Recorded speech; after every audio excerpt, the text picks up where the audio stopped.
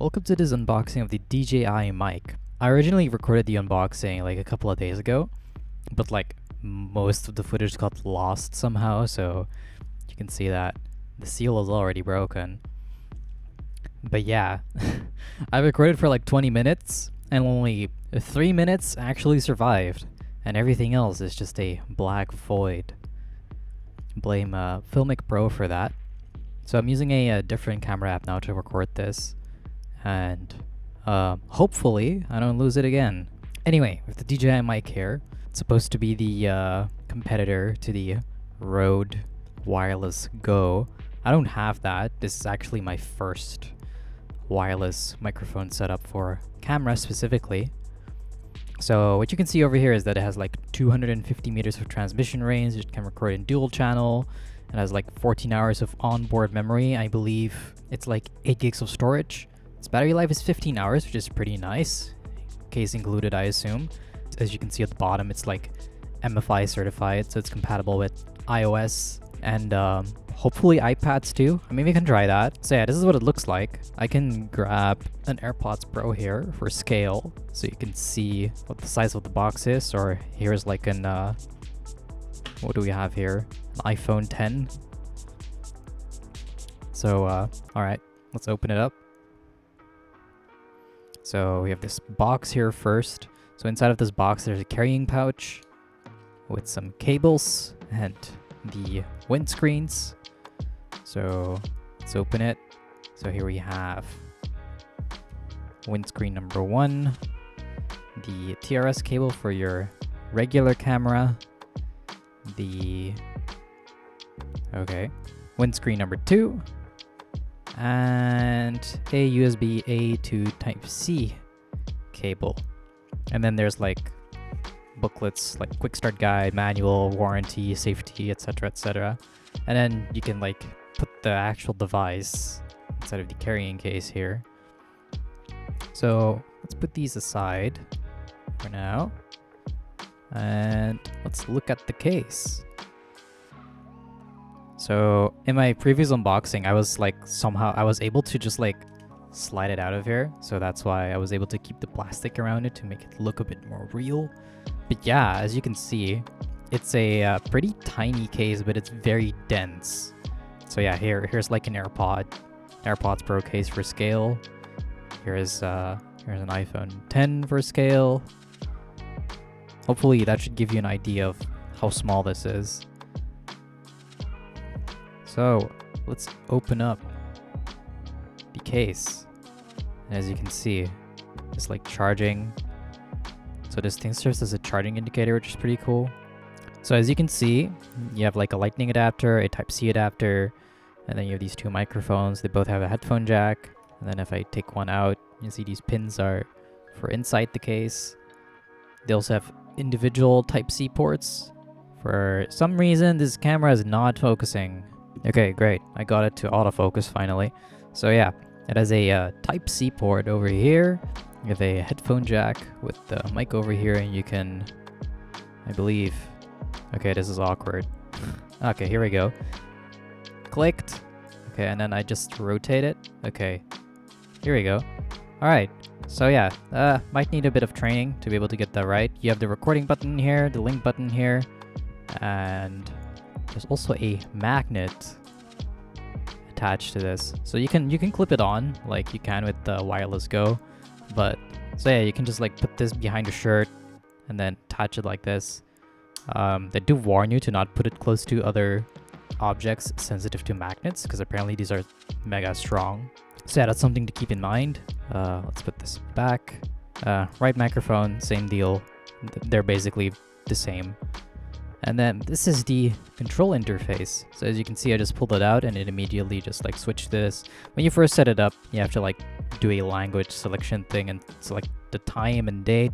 What was funny is that it immediately picked up the correct date as well as the correct time, but in the wrong time zone. So no idea how it picked that up, because I didn't connect it to my phone. Like I've just been using this standalone. You can have mono and a safety channel, and then you have stereo, but the default option is mono. You can change the gain on the receiver itself as well if you want to get some more gain out of it. There's the monitoring. Oh, okay. No idea what it just did. I guess it just like lost connection. Oh, these turned off. That's why. Okay. There's the monitoring volume because there's a headphone jack on this. So you can monitor the audio from it. And then this out jack is for your camera. There's settings for the transmitter where you can set a bunch of options that I don't really know what they all do. You can set the individual gain for the individual like transmitters from here. You can have you can lock the record button. That's actually pretty neat. That was actually in a software update. So if you actually have like an earlier DJI microphone, you can update the firmware, I assume through the USB cable. And then you get this option in the software as well. And then there's an auto record option. So the moment you like pick it up, you connect it to your shirt or something, it automatically starts recording. There's a vibration notification. So if you pull it out and you press record, this thing will vibrate. And then the LED brightness. I actually set this to low, but by default it's on high. So this is what the high setting looks like. And this is what the low setting looks like. What else do we have in here? There is the non-transmitter settings. So you can link device. So that link device means just like link these microphones to this thing. Brightness is this screen's brightness, and then there's language, date, time, and you can factory reset it. So as you can see here, the date time is correct. And the version that we're running right now is 02.00.72.80. Yeah, there's just like some other information. And then there's the compliance information, not super interesting. And then you can also slide up, and then you can see storage, it's eMMC, you can format it. Then, great. Okay, let me just pull out one of these so it starts. Yeah, okay, here we go. You can also remotely start recording from here. You can mute and unmute. So that's pretty neat. And then there's also this hot shoe adapter, so you can like slide this on here. The way you do this, and people have mentioned in other reviews that it's like prone to break. But yeah, you basically just like slide this on, and you can slide it on like two different ways. You can do it, you have to fold it out like this, basically. And then you slide it on like this. And then you grab your camera over here. And then you can put it on like this. So the way I just put it on is basically vlogger style. So when you're recording yourself, you can actually see your own like levels and stuff. But you can also mount it the other way around, so whoever is recording you can see the levels, which is pretty cool. But apparently this thing is pretty fragile, and one reviewer that I saw on YouTube already broke this, and they had to like duct tape it to their camera instead. It's also pretty hard to remove, as you can see. Been putting a lot of force on it. I mean, that's good, but I'm also like kind of damaging it with my fingernails, as you can see. So yeah, that is not ideal. I guess like just wiggling it out of here helps too. And let's just put this back immediately in the case. So the other adapters we have here are Lightning and USB-C. So for Lightning, I have this, not this phone. I have this other iPhone prepared. And that has a Filmic Pro on it. Alright.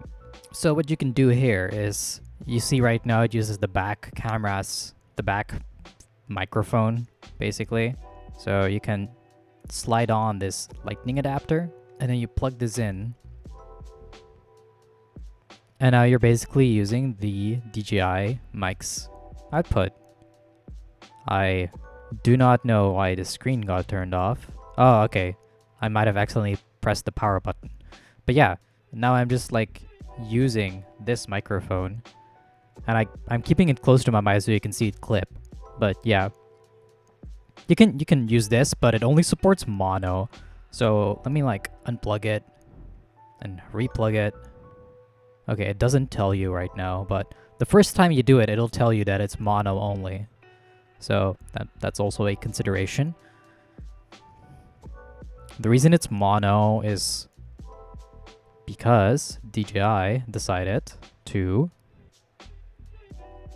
if I can push this out, here we go. They decided to put like half the amount of pins on them.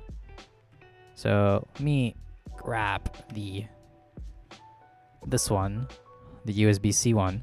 See, the Type-C one has like twice the amount of pins, but USB 2 on Lightning is more than enough to provide lossless audio in stereo. So I have no idea why they decided to just limit it like this. Could be Apple, could be DJI. I have no clue who's responsible for that. You can still choose to just like record on this thing, on the individual microphones, and have stereo like that. And then you can just sync it in post. But the convenience is just not there when you use Lightning. That's fine though if you're just like only recording yourself in a talking head scenario. So yeah, I want to do a mic test right now. So what you're listening from right now is a Behringer XM8500 that is connected to a Go XLR, and it's recording into Audition right now, and it has some like minor EQ and compression modifications. I'm going to do a mic test. I'm gonna attach this to my t-shirt, and then I'm gonna say some test traces. This is a mic test with the DJI mic with no windscreen whatsoever. This is a test. This is a bigger test, and here's with some keyboard typing. I don't know if you can hear that. Here's some more keyboard typing while I talk over this at a normal volume. Like with the windscreen connected to it, there is no fans or anything on. This is just testing in a quiet room. Testing, testing, testing. A, B, C, D, E, F, G. This is the DJI mic with +3 decibels of gain. Test, test, test. Hopefully this sounds louder in the actual video. Here it is once again with +8 decibels of gain. I don't know how much louder I'm gonna have to push this before it finally starts capturing my voice at a decent volume. This is a mic test with +10 decibels. I listened to the 8 decibel one before recording this, so I believe 10 is the sweet spot for my voice. I still don't know why I have to push it this high, because 12 is also the maximum on the device itself.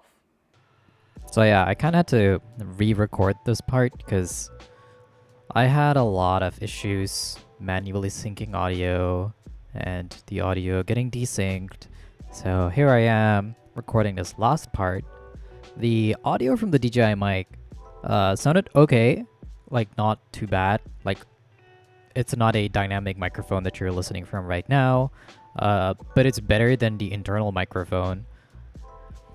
What I did notice is that the volume was like very low, so that could be adjusted by changing the gain, because this thing has a receiver gain setting, but these two microphones also have the individual gain settings, so there's a lot you can play around with. But with the default settings, I found that the volume was actually pretty low.